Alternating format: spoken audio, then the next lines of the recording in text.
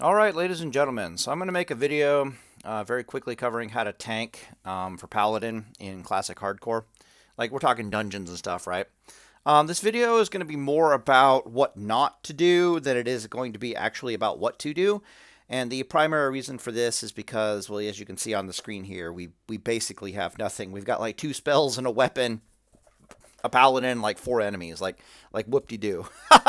So, okay, so to start with, let's talk about what not to do and why. Or more importantly, maybe we could just start with what to do. All right, so what you do is you use Seal of Wisdom and Judgment of Wisdom. You're not actually tanking with Seal of Righteousness, Judgment of the Crusader. You're not judging righteousness. You're not doing any of that nonsense, blah, blah, blah, blah, blah. Basically, you just run up to a mob and you put Seal of Wisdom on them and you start hitting them. And then all of your allies will start attacking that mob as well. Naturally, you're consecrating all over the damn place. Let's get consecration down here. And you're basically just consecrating while all 4 mobs are trying to, like, beat you to death, right? However, here's where things get a bit more nuanced. If you're using Seal of Wisdom and you're using Judgment of Wisdom, and you are using a knightly longsword, which I have up here, the fastest one-handed weapon that you can possibly get. Why are we doing this? Because Seal of Wisdom and Judgment of Wisdom and Seal of Light and Judgment of Light have a 2/3 proc chance to give you health and mana back regardless of your weapon speed. So we want the fastest one-handed weapon possible. Does your weapon's DPS matter? No, not really. What about threat? No, not really. Okay, cool, we done. You do about 2 to 3 max rank consecrations. Sometimes I'll do 2 max rank consecrations and then 1 rank 1 consecration just to make people feel better. But basically, during this fight, you want to use as little mana as possible while gaining back as much mana as possible. The big weaknesses of paladins while they're tanking is the fact that they can only... If you're not using the Seal of Wisdom trick, if you're not doing what I'm suggesting here, and you're using Seal of Righteousness and all that jazz, you are going to use about 1/3 of your mana bar each pull, which means that you can only pull 3 packs of mobs before you have to eat and drink at most.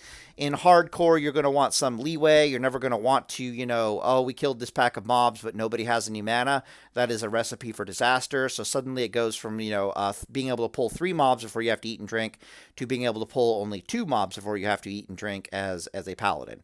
Not ideal. This paladin, by contrast, can pull about 5 packs of mobs, about 60% more pulls of mobs because you have tons and tons of mana left over. And again, how it works is we're not over aggroing the mobs and we're spending a ridiculous amount of our time just gaining back mana from the fastest one-handed weapon that we can possibly get our hands on. So for example, I'll run in, I'll judge Seal of Wisdom on the target, I'll use Seal of Wisdom on my paladin, I'll get back as much mana as I can. From that target, I'll put down 1 consecration, I'll put down another consecration, then I'll switch targets to something else, I'll judge Wisdom on it, and I'll reseal Wisdom, and then I'm done. I am done casting spells for the rest of the fight. I don't judge Wisdom again. I don't if at all possible, I might. I don't usually reseal Wisdom. I might. I'm sure as hell not consecrating anymore. 2 to 3 consecration per packs of mobs will give you plenty of aggro on the mobs. You don't need any more than that. Your ideal aggro state on a paladin is that you lose aggro on the mobs. It'll usually be to the mage or the warlock in the back, like some kind of range DPS single target class. While the mob is like 20%, 15% life, meaning that you'll lose aggro on one of the mobs, and the mob will like turn around and start attacking the rogue, or it'll turn around and start attacking a warrior, or it'll run off into Narnia after a warlock or a mage that is currently casting them. But in all cases, it's not that big of a deal because a warrior can take it and the thing's in execute range, so it just gets annihilated. If it's a mage or a warlock in the background, the mob will never actually make it to the mage or the warlock. He just gets killed en route because he's so low life. The rogue literally just gouge stuns it and finishes it off because again you lose aggro at like 10% life or something like that. The moral of the story is use Seal of Wisdom, judge Seal of Wisdom, and use as little consecrations as possible.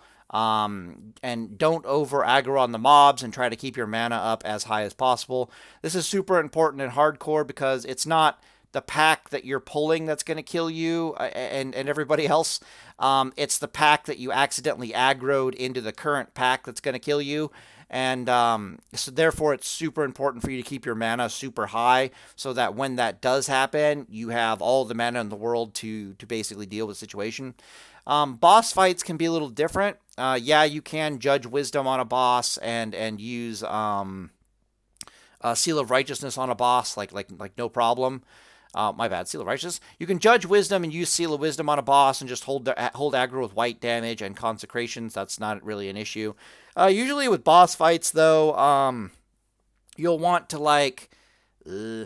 you can... there's a variety of different options. It really depends on the boss fight. Like, can you use Exorcism on them or not? Is the boss a timed fight, or can you like durability get out? Yada yada yada. You can literally tank a boss pretty much however you want. There's only a few bosses where things get a little frisky. So for example, Baron Rivendare is a bit of a DPS race, right? So you probably will want to just to hell with your mana bar and just go full on after him, but boss fights are boss fights. Moral of the story is judge Seal of Wisdom and use Seal of Wisdom and use as few consecrations as possible.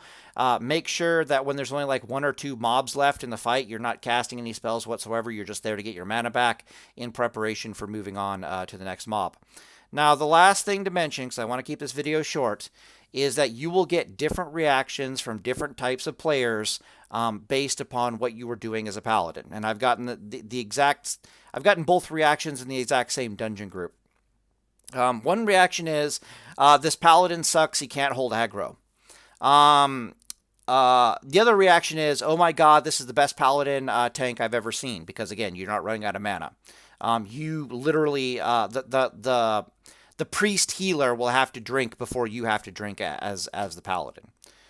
And of course, I've gotten both in the same group where somebody said, this is the worst paladin, he can't hold aggro, and 2 other people in the group told them to shut the hell up, this is the best paladin they've ever seen. And everyone was like, what the fudge? Usually what happens is this. Early on in Classic's lifestyle, like Zul'Farrak area, right? People are kind of new to the game and they're not super experienced to know what a good paladin tank looks like versus what a bad paladin tank looks like. What I'm trying to explain is I've only ever got complaints about my tanking as a paladin below like level 50. Above level 50, you only get compliments on your tanking ability because you're able to keep your mana up so high. There's some other things to really talk about. You could healing in combat. You could think that healing in combat is a really good thing to do as a paladin. You know, blah blah blah blah blah. It generates aggro, yada yada yada. Your talent, Righteous Fury, or even your spell, Righteous Fury, does work on it. TLDR on Righteous Fury is you don't need it to tank as a paladin. It's not super necessary, so don't feel like you need to pick it up in the prot tree. It's in hardcore, it's probably better if you don't pick it up in the prot tree and you just become, pick up toughness. Get toughness. Toughness is better than anticipation if you don't know. Some people will try to tell you there's diminishing returns on armor in Classic World of Warcraft. There's not. They're just stupid. They can't math. If you math it for effective HP gain, it doesn't change from 2,000 armor to 10,000 armor. It's 550 armor.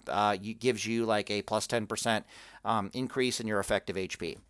Okay, cool. What else is there to talk about? All right, healing in combat. You can heal yourself in combat. It's not that big of a deal. It does generate aggro, and it is good. But remember that while you are healing yourself, you can no longer block, dodge, or parry.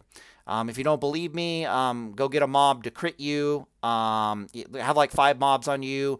Watch one of them crit you for readout and immediately start healing, and then just keep spamming heals and see how long it takes for a readout charge to go off. It won't. You'll also never see dodge or parry, so be advised. So just be careful with that. I'm approaching 10 minutes here, so what's the last thing I want to say in this video exactly? There was something else. Right. Okay, so good players versus bad players. So you can mark the targets as a tank, and how you do that is you'll have the mob in the field, but like at the top here of your screen, where traditionally like your health bar and like the damn it, what the mob, are we done here? Are we done? The mob's health bar. So this will be like your stat bar, and this will be like the enemy stat bar, right?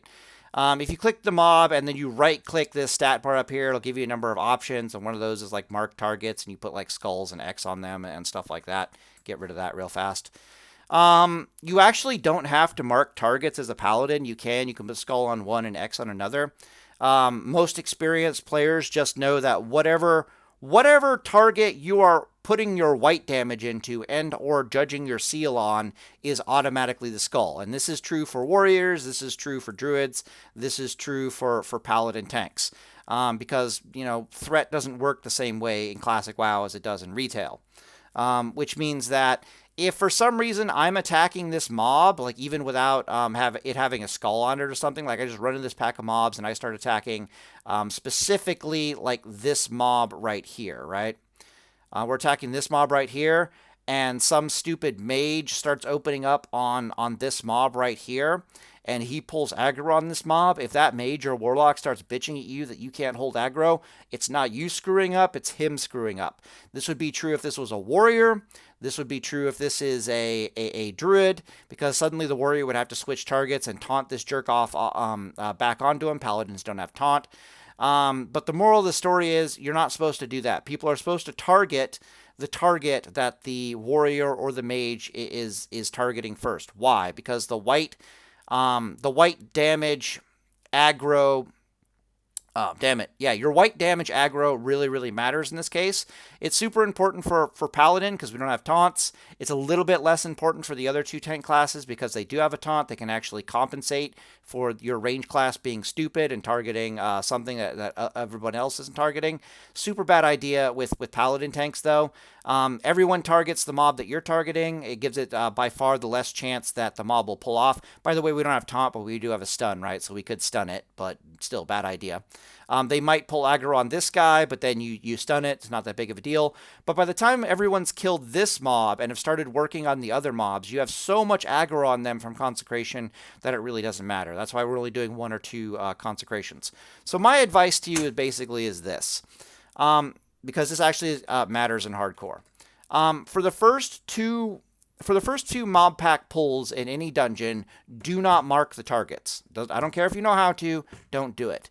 Don't put skull on, don't throw skull and X, moon on anything, just be like, whatever. Maybe throw a moon down, don't put skull and X, okay? Why is this? You want to see how dumb the people are that you are working with. I am not joking, okay?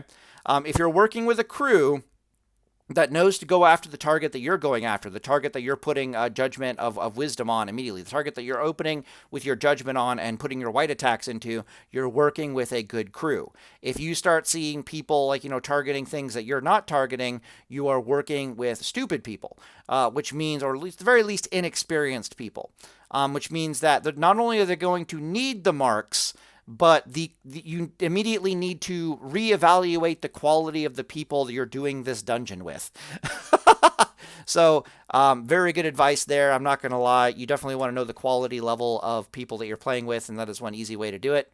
Anyways, feel free to test out the double wisdom tanking method. It is by far the superior tanking method. Most people agree with it. Anyways, I'm going to end the video here, and Deus Volt, boys.